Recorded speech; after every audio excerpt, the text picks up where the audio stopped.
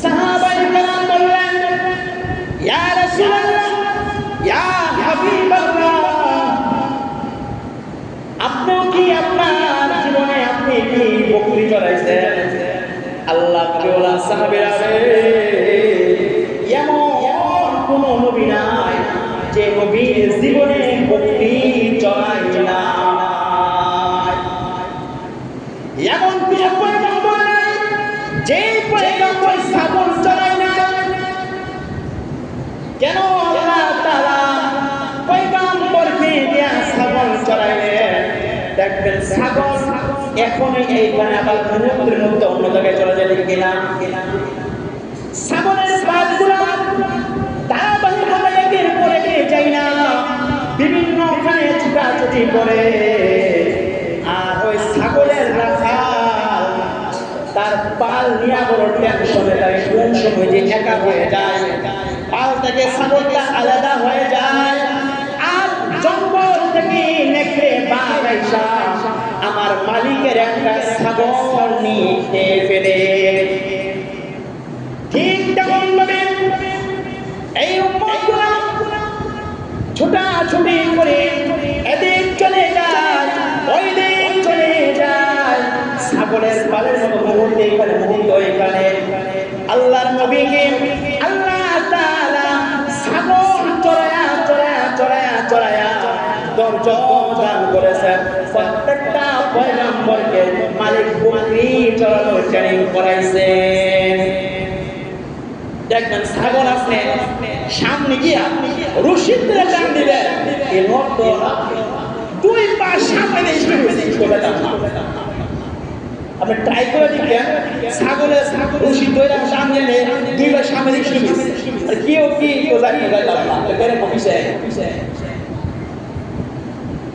ছাগলের সামনে আপনার সামনে ছাগল সামনে পিছনে ট্রাই করে দেখবেন, ট্রাই করে দেখছেন। আলহামদুলিল্লাহ আমার ভাইরা, যে ছাগল সুন্নাত এই ঠিক তেমন ভাবে পয়গম্বর তার উম্মতকে নিয়ে 24 ঘন্টা পেরেশান। শয়তান নামক নেকড়ে কোন সময় আমার উম্মতকে ধরে কষ্ট করে দেয় আর সে জাহান্নামের বস্তু হয়ে যায়। নাউযুবিল্লাহ। এইজন্য আল্লাহ রাব্বুল আলামিন মহান পরওয়ারদিগার আলম প্রত্যেকজন পয়গম্বর এমন কোন নবী নাই যে নবীকে মহান আল্লাহ তাআলা ছাগল চড়ায় না। আমার ভাইরা, রাসূলের কথা বলতেছিলাম, রাসূলের আমল আখলাক তার চরিত্র দেখে আরবের মানুষগুলা মুগ্ধ হয়ে যায়। এমন ওইখানে একজন নারী ছিল, একজন মহিলা, নাম খাদিজা সুবহানাল্লাহ। তিনি আরবের মধ্যে একজন ধনাঢ্য মহিলা ছিলেন এবং বুদ্ধিমতী ছিলেন এবং পবিত্র মহিলা ছিলেন। আরবের মানুষরা রাসূলকে যেমন আমিন বলতেন, ঠিক তেমনভাবে খাদিজাতুল কুবরাকে তাহারা বলতেন। তাহারা মানে কি? পবিত্র, পবিত্র। খাদিজাতুল কুবরা কুরাইশরা যখন সুদূর সিরিয়া যাইতেন পণ্য বিক্রি করার জন্য, কেনার জন্য, ব্যবসা করার জন্য, খাদিজা কুরাইশের কিছু গরীব লোকদেরকে পণ্য দেয়া বলতেন, তুমি যদি এইটা নিয়ে যাও আর লভ্যাংশ পাও, ওই লভ্যাংশ থেকে কিছুটা তোমাকে দান করবো। সুবহানাল্লাহ। কিন্তু ভাইরা আমার, আল্লাহর হাবিব পয়গম্বরের সুনাম শুনে প্রশংসা শুনে খাদিজাতুল কুবরা মুগ্ধ হয়ে যায়। বললেন সুবহানাল্লাহ। খাদিজা রাসূলকে নিজেই প্রস্তাব করেছেন, হে মুহাম্মদ, তুমি যদি আমার ব্যবসায় পণ্য নিয়ে সিরিয়া যাও, আমি তোমাকে অন্য রাত তুলনায় দ্বিগুণ মুনাফা দান করব। সুবহানাল্লাহ। আল্লাহর হাবিব চিন্তা করলেন, আমার চাচার এই মুহূর্তে খুবই অভাব অনটন চলতেছি, এই মুহূর্তে যদি আমি একটু কাজ করি আমার চাচা সহায়ক হবে, রাসূল রাজি হয়ে গেলেন। খাদিজাতুল কুবরা আল্লাহর হাবিবের সাথে একজন গোলাম প্রেরণ করলেন, যার নাম ছিল মাইসারা। মাইসারা নামক গোলাম রাসূল সিরিয়া যাইতে বস্ত্রার মধ্যে একটা বৃক্ষের নিচে রাসূল বিশ্রাম করলেন। সুবহানাল্লাহ। অমনি করে খ্রিস্টান ইহুদি পাদ্রী নাসরা নামক একজন পাদ্রী আয়েশা বলেন, কারণ মাইসারাকে ওই নাসরা আগেই চিনতেন, কারণ তিনি অনেকবার আসা যাওয়া করেছেন। ওই পাদ্রী নাসরা মাইসারাকে ডেকে বললেন, আরে মাইসারা, এই লোকটাকে চিনো? উনি তো আরবের একজন সুনামধন্য যুবক, একজন খানিগুনি যুবক, সুদর্শন যুবক। অমনি করে নাসরা পাদ্রী বলেন, মাইসারা তুমি চিনো না? এটাই হলো আখিরি পয়গম্বর রাহমাতুল লিল আলামিন।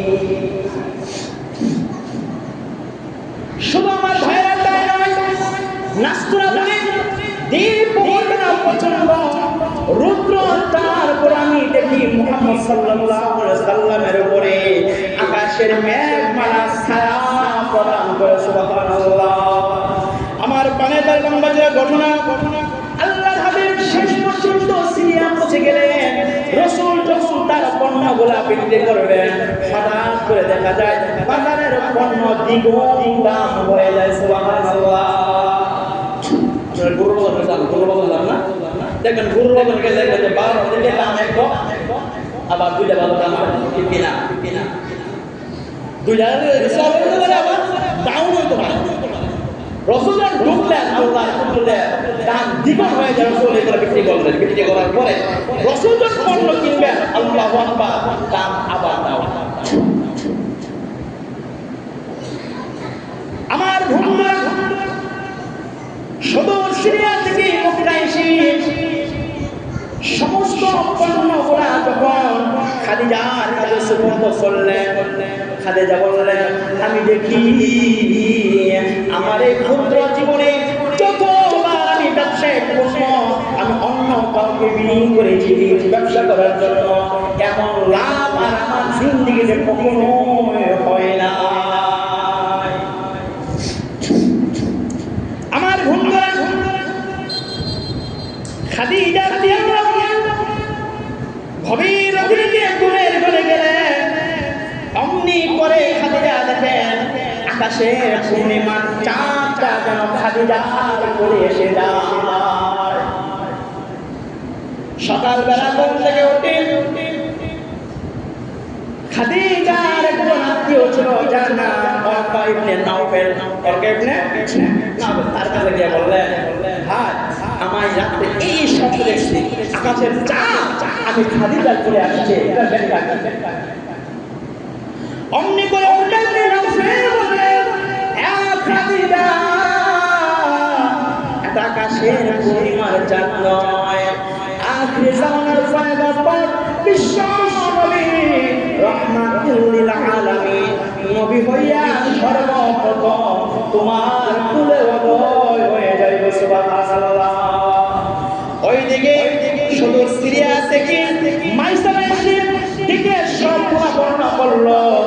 মাইসারা বললেন, খাদিজা গো, আমি দেখি প্রচন্ড রৌদ্রের সময় মুহাম্মদ সাল্লাল্লাহু আলাইহি সাল্লামের উপরে কে যেন আকাশের মেঘমালা দিয়া ছায়া প্রদান করে।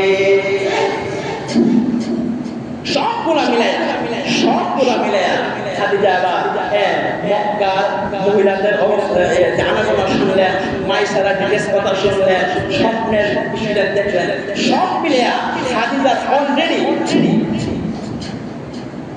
কয়েকটা বিবাহ হয়েছে। কয়েকটা বিবাহ খাদিজা মনে করলেন, আমি যারা বিয়ে করি এই মহিলা দাদা আমি আর তার সাথে করবো না। রাসূলকে দেখে আল্লাহর ইচ্ছা পরিবর্তন হয়।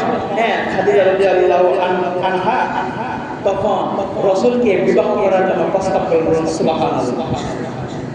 মানে এটা কিন্তু লম্বা করবে, মানে কাইটা শুরু করে যাব বলতেছি। রাসূলের বয়সের সময় 21, মতান্তরে 25, কত 21 মতান্তরে 25। এবং খাদিজা রাদিয়াল্লাহু আনহা বয়স 40 বছরে 45। 40 বছর ধরে চিন্তা করছেন ভাই? রাসূল দিনের জন্য, ইসলামের জন্য তার জীবনের সব কিছু বিলীন করে দিয়েছে।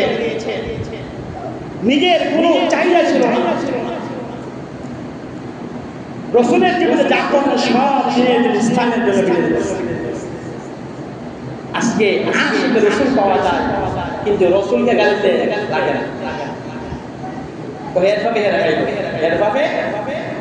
অথচ তার বাবাকে গালি দিলেন, অথচ তার বাবাকে গালি দিলেন, মাথা নষ্ট হয়ে যায়। এর কত বড় সাহস! আমার বাবার গালি দিলে আমার দুনিয়া দিবে না। নিজের বাবার গালি দিকে ইমোশনে লাগে, ইমোশনে লাগে, কিন্তু রাসূলকে গালি দিতে লাগে না। অথচ আল্লাহর হাবিব বলেন, লা ইউমিনু আহাদুকুম হাত্তা আকুনা হাব্বা ইলাইহি মিন ওয়ালিদিহি ওয়া ওয়ালাদিহি ওয়ান নাসি আজমাইন। রাসূল বলেন, সাহাবীরা রে, ওই সময় পর্যন্ত একটা মানুষ আমার আশিক হতে পারবে না, ইমানদার পূর্ণ ইমানদার হতে পারবে না, যতক্ষণ পর্যন্ত তার সন্তান থেকে, তার ছেলে থেকে, তার মেয়ে থেকে, এমনকি তার আম্মা আব্বা থেকে, নিজের জীবন থেকে যতক্ষণ পর্যন্ত আমি রাসূলকে বেশি ভালো না বাঁধবে, ততক্ষণ পর্যন্ত সে পূর্ণ মুমিন হতে পারবে না। তাহলে চিন্তা করেন, আমি কখন আমার আশে কইলাম আব্বার গালি দিলে লাগে, নবীর গালি দিলে কথা কোনো লাগে? গোয়ের পাবে এরাই, তোমার আব্বার তোমার গালি দিয়ে পাঠান করতে পাবে এরাই। আসেন ছিলেন সাহাবায়ে কেরাম, তাদের জীবন বিলীন করেছে নির্দ্বিধায়, পিছনে তাকান নাই। সন্তান কোথায়, মেয়ে কোথায়, কোথায় স্ত্রী, কোনো দিকে তাকায় না। নবীর নাম শুনে নবীর অসুবিধা তারা তাদের জীবন দিয়ে চাপায় পড়ছে। তারা যদি আসে করেছে, এমনকি আমরা যদি এমন অবস্থা যদি শুক্রবারে যদি মনে করেন মিলাদ করে, আলহামদুলিল্লাহ মনে করে যে তাবারক না তাহে একদিন, 2 দিন, 3 দিন, 4 দিন, 5 দিন পরে আমার লাভ করতে না, আমার কাম আছে, এসে আছে। বিশ্বাসটা হলে ট্রাই করে দেখলেন। বন্ধুরা আমার, অমনি করে খাদিজা কুবরা রাদিয়াল্লাহু আনহা সুদূর আবু তালেবের কাছে গিয়ে বিবাহের প্রস্তাব দিলেন। আল্লাহু আকবার, আল্লাহ চাইতো না জমে গেলেন। আল্লাহু আকবার, আল্লাহু আকবার। নবীজি খাদিজা রাদিয়াল্লাহু আনহার সঙ্গে বিবাহ হয়ে গেছে। সুবহানাল্লাহ বলেন।